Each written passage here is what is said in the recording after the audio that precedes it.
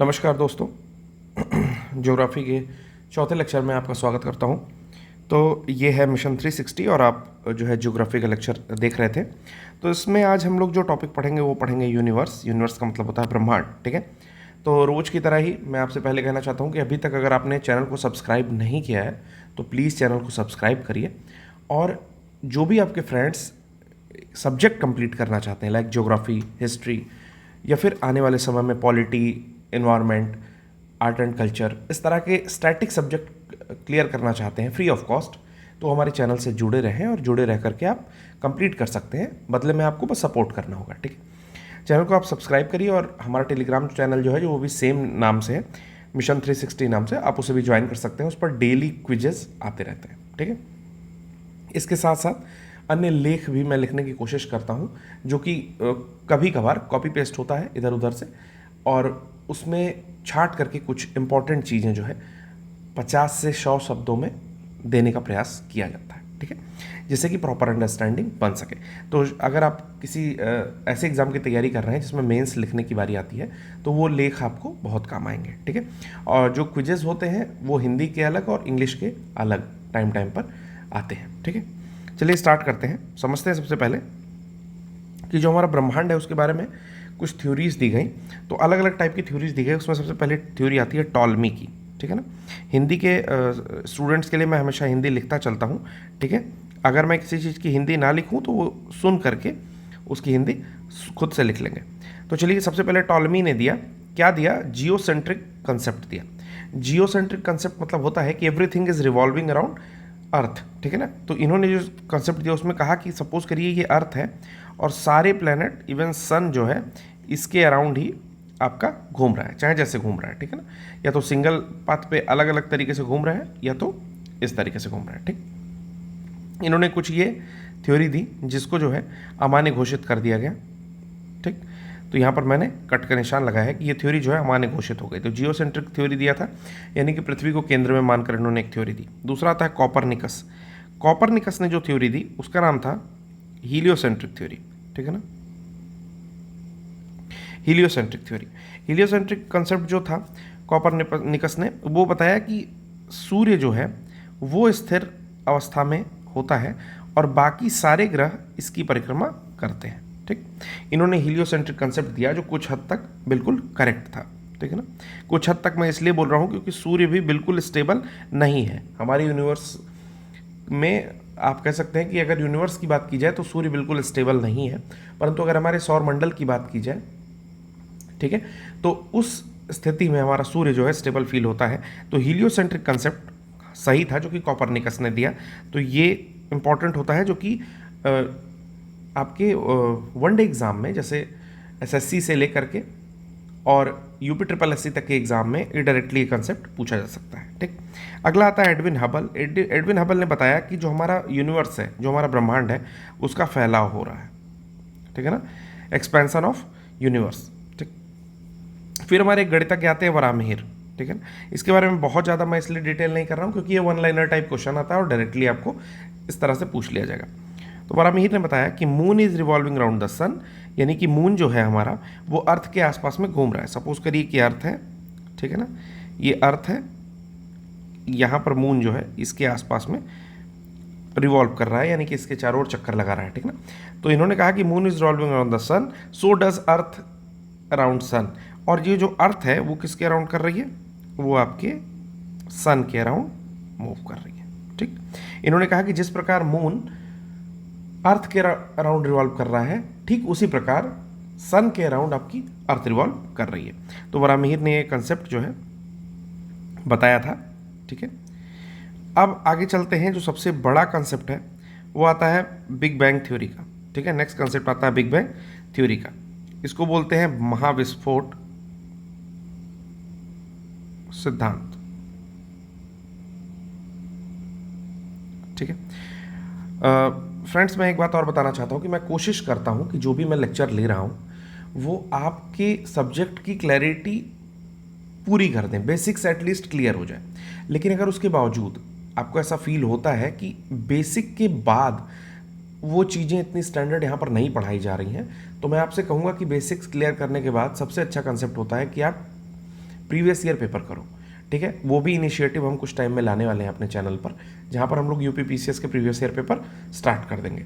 इसके अलावा हमने यूपी ट्रिपल एससी के प्रीवियस ईयर पेपर लाइक लेखपाल के पेपर्स को स्टार्ट कर दिया है। उसके अलावा हमारा एनसीईआरटी का बैच चल रहा है, और हमारा आग नाम से एक करंट अफेयर्स का जो डेली बेसिस पे या आपका वीकली बेसिस पे एक इनिशिएटिव वो भी रन कर रहा है पैरेलली, ठीक है ना।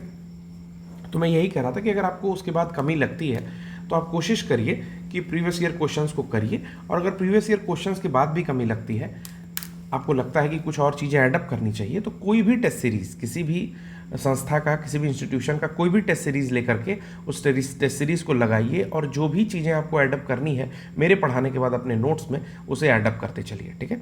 साथ ही साथ मैं आपको बताया कि अभी एनसीईआरटी की क्लासेस चल रही हैं। अगर मेरे नोट्स में जो मैं अभी आपको पढ़ा रहा हूँ उसमें कुछ कमी लगती है तो आप एनसीईआरटी रेफ़र करके भी उसमें चीज़ें ऐड कर सकते हैं। तो चलिए आगे चलते हैं कि सबसे पहले जो बाद में आया वो आया big bang theory. Big bang theory को हम लोग बोलते हैं महाविस्फोट सिद्धांत। तो था क्या ये? 1927 में जॉर्ज लैमेतेयर ने ये बिग बैंग सिद्धांत का जो है, बिग बैंग सिद्धांत को जो है दिया था। बिग बैंग सिद्धांत था क्या? बिग बैंग सिद्धांत एक नॉर्मल सिद्धांत है कि जैसे कहा जाता है कि सबसे पहले कुछ यूनिवर्स में नहीं था और सब कुछ एक जगह पर एक्यूमुलेट था, मतलब जितनी भी चीज़ें आपको यूनिवर्स में दिखाई देती हैं सब कुछ एक बड़े गर्म ग्रह पर या बड़े गर्म पिंड में जो है एकत्रित था। अब वो उस पिंड में किसी कारण से अचानक, ऐसा कहा जाता है कि हाई टेम्परेचर एंड प्रेशर, कुछ ऐसी चीज़ें हुई होंगी परिघटनाएं जिसके कारण उसमें एक कॉस्मिक एक्सप्लोजन होता है, उसी को बिग बैंग बोलते हैं, ठीक ना। वो कॉस्मिक एक्सप्लोजन या ब्रह्मांडीय विस्फोट होता है जिसके कारण पदार्थ जो है वो पूरी तरह से यूनिवर्स में फैल जाते हैं, जिनका, ठीक है, जिससे उसके बाद क्या होता है, जिससे जो है उच्च घनत्व वाले पदार्थ बनते हैं, यानी कि डार्क मैटर्स बनते हैं। मैंने क्या बताया, यहाँ फोटो बनाते हुए चल रहा हूँ, समझिएगा बात को। मैं कह रहा हूँ कि सबसे पहले सब कुछ एक जगह पर जो है एकत्रित था, ठीक, सब कुछ एक जगह पर है। क्या हुआ कि इसमें जो है कॉस्मिक एक्सप्लोजन हुआ,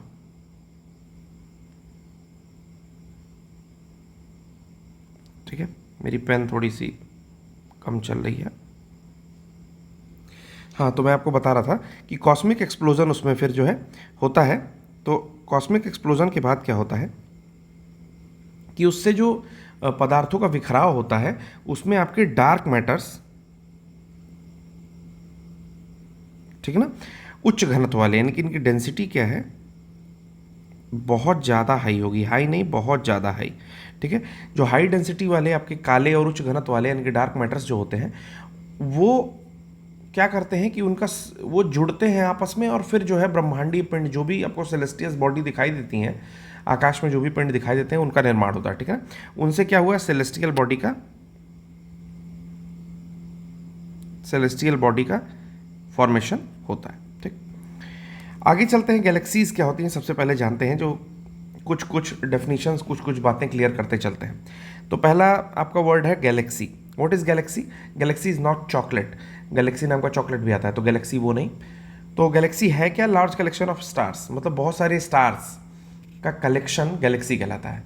नाउ द क्वेश्चन अराइजेज कि स्टार क्या होते हैं? स्टार वो होते हैं जिनके अंदर न्यूक्लियर फिजन चलता रहता है, यानी कि stars are those object which illuminate by itself due to the nuclear fission inside, ठीक ना। न्यूक्लियर फिजन उनके अंदर में होता है। फिजन मतलब होता है कि परमाणु संलयन, दो छोटे न्यूक्लियस जो है वो आपस में ज्वाइंट होते हैं, फ्यूज होते हैं और बहुत सारी एनर्जी निकलती है।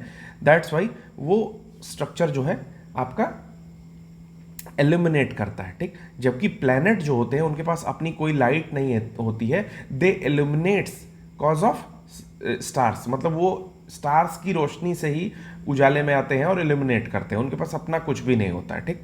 लाइक इसका एग्जांपल समझिए, आपकी जो अर्थ होती है हमारी, वो आपकी प्लैनेट है, और जो हमारा सन है वो क्या है? स्टार है, ठीक है ना।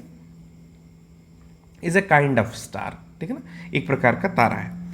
आगे देखते हैं कि 100 billion galaxies in the universe, तो टोटल यूनिवर्स में 100 बिलियन गैलेक्सीज पाई जाती हैं। अब जिसमें टोटल गैलेक्सी की बात करें तो कुल गैलेक्सीज में 98% आपके स्टार पाए जाते हैं, 2% आपकी गैसेस पाई जाती हैं, ठीक है ना। ये चीज़ें आपको याद रखनी है। अब एक चीज़ और है, मैंने यहाँ पर हिंदी नहीं लिखी तो मैं हिंदी लिख देता हूँ। गैलेक्सी को बोलते हैं आकाश गंगा, ठीक है ना। कलेक्शन ऑफ स्टार्स को आप हिंदी में लिख दोगे, ठीक है ना, तारों का एक समूह, और बाकी चीज़ें भी आपको समझ में आ रही हैं। अब एक चीज़ और है कि जो आकाश गंगा होती है या गैलेक्सी होती है उसे हम लोग बोलते हैं पेनिनसुलर यूनिवर्स, यानी कि प्रायद्वीपीय ब्रह्मांड। इसका एक नाम और होता है। अगर मान लीजिए आपसे क्वेश्चन में पूछ लेता है कि मतलब गैलेक्सीज की डेफिनेशन की जगह देता है कि what is the definition of peninsular universe, ठीक है, तो ये गैलेक्सी का ही दूसरा नाम है। जैसे मान लीजिए आपका नाम मनोज है और घर पे लोग मन्नू मन्नू कहते हैं, तो सेम वही बात है। आगे देखते हैं कि earth is a part of galaxy. Earth जिस गैलेक्सी का पार्ट है उसका नाम है मिल्की वे, ठीक है ना।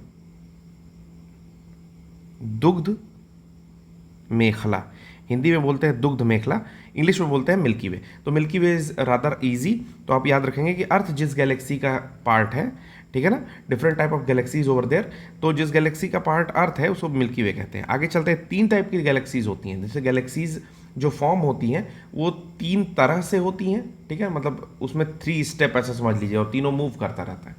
और दूसरा ये है कि 3 टाइप की गैलेक्सीज होती हैं। तो पहले समझते हैं कि जो 3 टाइप की गैलेक्सीज होती हैं उसमें कौन कौन सी है। पहला है इलेप्टिकल, दूसरा स्पाइरल, तीसरा है रेगुलर। इलेप्टिकल का मतलब होता है दीर्घवृत्ताकार गैलेक्सीज, दीर्घवृत्ताकार गैलेक्सीज या आकाशगंगा। स्पाइरल का मतलब होता है सर्पिलाकार,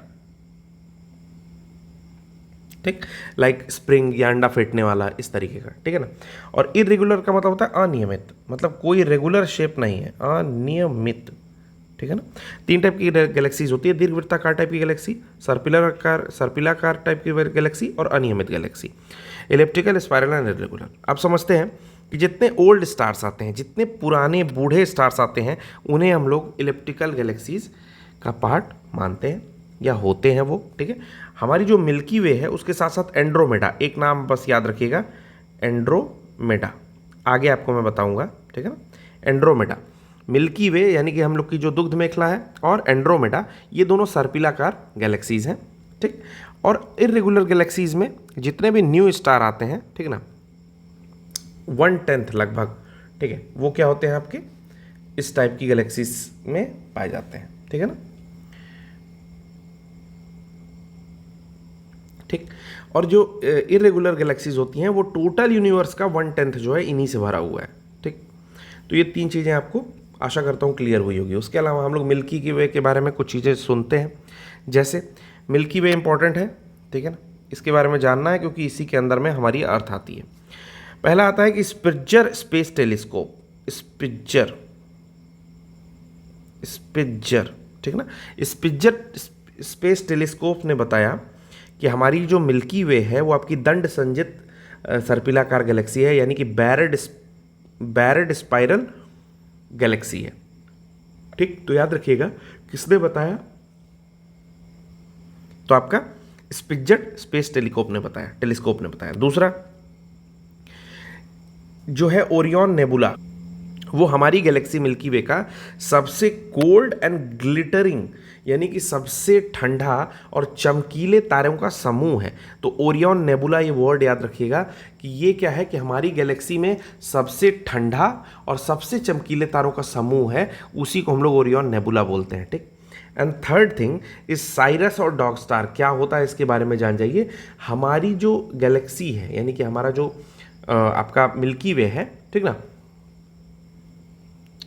अगर उसके यूनिवर्स से आप बाहर निकलते हैं तो आपको साइरस या डॉग स्टार मिलता है। साइरस और डॉग स्टार जो है वो अर्थ से लगभग 8.6 आपका लाइट ईयर दूर है और लगभग डबल है सन के मास का। लेकिन ये बहुत ज़्यादा ब्राइट स्टार है जो कि लगभग रात में दिखाई देने वाले सबसे ज़्यादा, मतलब ब्राइटेस्ट स्टार अगर इसको कहा जाए तो ये गलत नहीं होगा। तो नाम याद रखिएगा, साइरस या डॉग स्टार जो है वो 20 टाइम्स, ठीक ना, ज़्यादा शाइनिंग है किससे, अपने सन से। उसके बाद आता है आपका एक प्रॉक्सिमा सेंचुरी। तो प्रॉक्सिमा सेंचुरी के बारे में जान जाते हैं कि प्रॉक्सिमा सेंचुरी जो है हमारे सन का सबसे नज़दीक का स्टार है, ठीक ना, हमारे सन के सबसे नज़दीक का स्टार है, जिसको बोलते हैं प्रॉक्सिमा सेंचुरी, ठीक। यहाँ पर नाम कट गया है, PRO, प्रॉक्सिमा सेंचुरी। तो इसका नाम ठीक ऐसे ही लिखना है जो मैं बोल रहा हूँ, प्रॉक्सिमा सेंचुरी। तो चलिए, आशा करता हूँ कि इतनी चीज़ें समझ में आई होंगी कि मैंने आपको स्पिट्ज़र टेलीस्कोप के बारे में बताया, ठीक है ना। उसके बाद ओरियन नेबुला के बारे में बताया, साइरस डॉग स्टार के बारे में बताया और प्रॉक्सिमा सेंचुरी के बारे में बताया, जो कि सन से नियरेस्ट स्टार है, ठीक। फिर बात आती है सरस्वती की। What is Saraswati? सरस्वती जो है वो सुपर क्लस्टर ऑफ गैलेक्सीज है, यानी कि समझाता हूँ, ठीक। मैंने बताया कि सरस्वती क्या है, सुपर क्लस्टर है, यानी कि क्लस्टर क्या होता है, तारों का समूह, ठीक। सुपर क्लस्टर क्या है कि उससे एक बड़ा, ठीक ना, अत्यधिक वृहद समूह, आकाशगंगाओं का, गैलेक्सीज का, ठीक ना, सॉरी तारों का नहीं, गैलेक्सीज के समूह को कहते हैं क्लस्टर, ठीक। तो आपका सुपर क्लस्टर ऑफ गैलेक्सीज जो है ये जो 2017 में in the area of Pisces constellation, Pisces constellation मतलब आपको पता होगा पाइसीज या मीन, जो आप पढ़ते हैं 12 कॉन्स्टलेशन में, उसमें पाइसीज को मीन कहते हैं, ठीक ना। मीन नक्षत्र के क्षेत्र में इसको खोजा गया है सरस्वती को, ठीक है ना। अब सुपर क्लस्टर है क्या, उसका भी डेफिनेशन लिख के मैंने रखा है कि group of galaxies which connect through gravitational forces, ठीक है ना। तो ग्रुप ऑफ ऐसी गैलेक्सीज का समूह जो कि एक दूसरे के थ्रू ग्रेविटेशनल फोर्स यानी कि गुरुत्वाकर्षण के बल के द्वारा जुड़ी हुई है, उन्हें हम सुपर क्लस्टर कहते हैं। Milky Way is the part of Laniakea supercluster. Milky Way is the part of Laniakea supercluster, ठीक है ना। तो जो मिल्की वे है हम लोग का, वो लानियाकी सुपर क्लस्टर का पार्ट है, ठीक। अब चलते हैं आगे, देखते हैं कि the life cycle of star, जो स्टार होता है, जो कि जिसके अंदर आपका नाभिकीय संलयन चलता रहता है, यानी कि न्यूक्लियर फ्यूजन चलता रहता है, उसके विषय में कुछ कुछ चीज़ें जानते हैं, ठीक। सबसे पहले समझते हैं कि मैंने आपको बताया कि जो गैलेक्सीज होती हैं वो 3 पार्ट में होती हैं, 3 मूविंग पार्ट होते हैं उसमें, 1, 2, 3 से मैंने इसको डिनोट किया हुआ है, ठीक है। 1, 2 एंड 3 से मैंने इसको डिनोट किया हुआ है, ठीक। तो समझते हैं सबसे पहले कि movement of galaxies clouds of gas in universe get disturbed, कि जीवन चक्र के बारे में आप जब पढ़ना शुरू करते हैं तो ऐसे समझिए कि लाइफ ऑफ स्टार्स के बारे में जब आप समझ रहे हो कि प्रकाश उत्पन्न करने वाले खगोलीय पिंड को तारा कह रहे हैं, ठीक है। और आकाशगंगा के घूर्णन से ब्रह्मांड में उपस्थित गैसों के बादल प्रभावित होते हैं। तो वही मैंने लिख रखा है कि movement of galaxies cloud of gases in universe get disturb, कि जब गैलेक्सीज मूवमेंट करती हैं, ठीक ना, जब मूवमेंट ऑफ गैलेक्सीज होता है तो cloud of gases in the universe, जो कि ब्रह्मांड में जो भी गैसेज के क्लाउड्स हैं, बादल हैं, वो डिस्टर्ब हो जाते हैं, ठीक है ना। ये पहला पॉइंट है। दूसरा पॉइंट क्या कहता है कि in the third side hydrogen cloud formation started. Third side क्या है कि मान लीजिए ये 1 है, ये 2 है, ये थर्ड है, तो थर्ड में क्या होता है कि हाइड्रोजन क्लाउड का फॉर्मेशन स्टार्ट होता है, जिसे हम लोग स्टेलर नेबुला कहते हैं। यानी कि यहाँ पर जो ये भ्रूण तारा बन रहा है, ये स्टेलर नेबुला कहला रहा है, ठीक ना, एम्ब्रियो या स्टेलर नेबुला, ठीक। अब आगे देखते हैं, इसी से पूरा व्यापक और आज का लेक्चर यहीं ख़त्म करेंगे इस चीज़ को देखकर। मैंने बताया स्टेलर नेबुला, यहाँ पर 4 टॉपिक हम लोग कंप्लीट करेंगे। पहले देखते हैं, पहला तो हम लोग देखेंगे बर्थ ऑफ स्टार, ठीक। दूसरा देखेंगे डेवलपमेंट ऑफ स्टार, ठीक। तीसरा देखेंगे ओल्ड एज ऑफ स्टार, ठीक। चौथा देखेंगे डेथ ऑफ स्टार, और जो बचता है उसे रिमेन्स में देखेंगे, ठीक। तो ये 5 पॉइंट्स हैं और मैं इसे स्टार्ट कर रहा हूँ क्योंकि इससे एक क्वेश्चन आपका एक्सपेक्टेड है। 1 डे एग्जाम में 100% एक क्वेश्चन इससे घुमा फिरा के पूछ ही देता है। अगर मान लीजिए कि 4-5 सेट बने हुए हैं तो एक क्वेश्चन इससे अक्सर आता है। इवन पीसीएस तक में आपको देखा जाता है कि आप के एग्ज़ाम में ब्लैक होल से रिलेटेड या फिर सुपरनोवा से रिलेटेड या नेबुला से रिलेटेड या फिर रेड जायंट से रिलेटेड या बिग स्टार से रिलेटेड, प्रोटो स्टार से रिलेटेड निश्चित से क्वेश्चन बनाए जाते हैं। तो ये बहुत ही इंपॉर्टेंट है, इसे आराम से पेशेंटली आप देखेंगे, 5 मिनट से 6 मिनट लगेगा। और ये टॉपिक हम लोग आज यहाँ ख़त्म करके नेक्स्ट लेक्चर में, फिर 5वें लेक्चर में आगे की चीज़ें देखेंगे। सबसे पहले मैं आपको बताया कि स्टेलर नेबुला क्या होता है, कि जो भी गैलेक्सीज होती हैं जब वो मूव करती हैं तो हाइड्रोजन के जो क्लाउड्स होते हैं वो डिस्टर्ब होते हैं और फिर वहाँ पर कुछ आपकी फ्यूज़न रिएक्शन होती होंगी, हाइड्रोजन का हीलियम में कन्वर्जन होता है और कुल मिला करके, ठीक है, आपका स्टार फॉर्मेशन स्टार्ट हो रही है। तो स्टेलर नेबुला से बर्थ जब होता है तो उसको बोलेंगे प्रोटो स्टार। जो सबसे पहला स्टार बना वो कहाँ बनेगा, मैंने आपको बताया कि 3 पार्ट में कोई भी गैलेक्सी होती है, ठीक है, तो इसमें सबसे किनारे जो बनेगा वही आपका क्या बनेगा, प्रोटोस्टार बनेगा, ठीक है। अब प्रोटोस्टार को हिंदी में कहते हैं आदि तारा, ठीक। तो प्रोटोस्टार बनेगा जिसे हम लोग बोलते हैं आदि तारा, आदि तारा, ठीक। अगला देखते हैं डेवलपमेंट जब होगा तो प्रोटोस्टार से फर्दर स्टार लाइक सन, मतलब कुछ बड़े स्टार बनना शुरू करेंगे, कुछ आपस में मिलेंगे और बड़े स्टार का फॉर्मेशन होगा जो कि सन के कैटेगरी के होंगे, ठीक। फिर उससे बड़े स्टार बनेंगे, बिग स्टार होंगे और जो धीरे धीरे रेड जायंट में परिवर्तित होंगे, ठीक है ना। तो डेवलपमेंट में क्या होता है, जो प्रोटोस्टार होता है उन छोटे छोटे स्टार का आपस में क्या होगा, संलयन होगा, फ्यूज़न होगा और स्टार लाइक सन यानी कि बड़े स्टार बनेंगे और फिर उससे बिग स्टार बनेंगे और बिग स्टार धीरे धीरे रेड जायंट में कन्वर्ट होगा। रेड जायंट को हम लोग कहते हैं, एक तो हम लोग इसको अगर सीधे किया जाए इसका इंग्लिश अनुवाद तो रक्त दानव होता है रेड जायंट का, ठीक है, और कभी कभी उसको लाल रक्त दानव या आपका रेड ब्लड रेड जायंट भी कहते हैं। तो ओल्ड एज, अब तारे की जब ओल्ड एज आती है, मैंने बर्थ बता दिया कि प्रोटोस्टार बनता है बर्थ में, किससे बनता है, स्टेलर नेबुला से बनता है। इसी प्रोटोस्टार को एम्ब्रियो स्टार कहते हैं। डेवलपमेंट की फेज जब आती है, ठीक ना, तो डेवलपमेंट या मुख्य विकास की स्थिति में आपका बड़े तारे बनेंगे, बिग स्टार्स बनेंगे और रेड जायंट में कन्वर्जन स्टार्ट होगा, ठीक। फिर ओल्ड एज में क्या होता है, रेड जायंट जो होता है, ब्लड रेड जायंट, यानी कि अब वो पूरी तरह से सुर्ख लाल तारे बनेंगे। अब एक चीज़ और समझाता हूँ, जो स्टार का टेम्परेचर है वो हम लोग हालांकि अगले लेक्चर में डिस्कस करेंगे, बट ऐसे समझ लीजिए कि जब कोई स्टार मैक्सिमम टेम्परेचर पर होता है तो ब्लू दिखता है, मीडियम टेम्परेचर पर होता है तो वाइट दिखता है और जब बुझने वाला होता है तो लाल दिखता है। That is called red giant star. ऐसे समझ लो कि अब वो ओल्ड एज में है तो रेड जायंट स्टार दिखता है, वो काफ़ी बड़ी अवस्था में होता है। अब जब उसकी डेथ होगी तो डिपेंड करेगा कि उसका मास कितना है, ठीक। तो यही जो डेथ होती है तो नेबुला बनता है और फिर सुपरनोवा होता है, यानी कि सुपरनोवा विस्फोट होगा, ठीक, सुपरनोवा एक्सप्लोजन होता है। तो जब उसकी समझ लीजिए कि बैटरी ख़त्म हो रही है, यानी कि जो भी फ्यूल है उसका, जो उसके न्यूक्लियर फ्यूज़न के लिए रिस्पॉन्सिबल था, धीरे धीरे जब वो ख़त्म होगा तो सुपरनोवा एक्सप्लोजन होगा। अब मैं आपसे क्या कह रहा हूँ कि जो रेड जायंट है इसका मास बहुत ही इंपॉर्टेंट फैक्टर है। इसके मास पे डिपेंड करता है कि वो किस जगह कन्वर्ट होगा। क्या वो बहुत बड़ा है, अगर बृहत्तम है, काफ़ी मैक्सिमम अपना मास रखा हुआ है, तो वो कन्वर्ट हो जाएगा आपके ब्लैक होल में। अगर मीडियम रखा है तो न्यूट्रॉन स्टार, ठीक है, और इस तरह से कैटेगरीली बांटा जाएगा। अब मैं कह रहा हूँ कि जो नेबुला होता है वो आपका चेंज हो रहा है न्यूट्रॉन स्टार में और ब्लैक होल में, ठीक। और जनरली कोई भी सुपरनोवा या नेबुला जो है आपके ब्लैक डॉर्फ में बदलता है। अगर वो छोटा होता है तो ब्लैक डॉर्फ, वाइट डॉर्फ ऐसे बदलता है, ठीक। तो आज के लेक्चर में हमने लाइफ साइकिल ऑफ स्टार देखा। हम नेक्स्ट लेक्चर में यहीं से स्टार्ट करेंगे, लाइफ साइकिल ऑफ स्टार से ही पूरा प्रोसेस देखेंगे। मैं आपके लिए लेक्चर बना के रखा हूँ, केसेस देखेंगे कि किस तरह से सुपरनोवा आपका न्यूट्रॉन स्टार बनता है या ब्लैक होल बनता है। जो मैंने बताया, अगर मीडियम होगा तो न्यूट्रॉन स्टार बनेगा, अगर बड़ा होगा वो तो आपका ब्लैक होल बनेगा।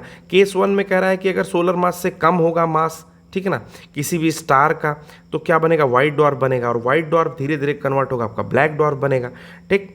फिर हम लोग की टर्म देखेंगे, जैसे स्मोक रिंग क्या होता है, पल्सर स्टार क्या होता है, प्रॉक्सिमा सेंचुरी कहाँ पर है, प्रॉक्सिमा बी कहाँ पर है, डॉग स्टार या साइरस स्टार, इसके बारे में पढ़ चुका हूँ। फिर से उसके बाद क्वासर्स के बारे में जानेंगे, ठीक है। एज ऑफ स्टार और उसका कलर के बारे में जानेंगे। जैसे मैंने अभी आपको बताया कि ब्लू स्टार जो होता है 50,000 के आसपास जो है टेम्परेचर होता है और धीरे धीरे रेड स्टार में जब कन्वर्ट होगा तो आपका 2000 के आसपास इसका होगा।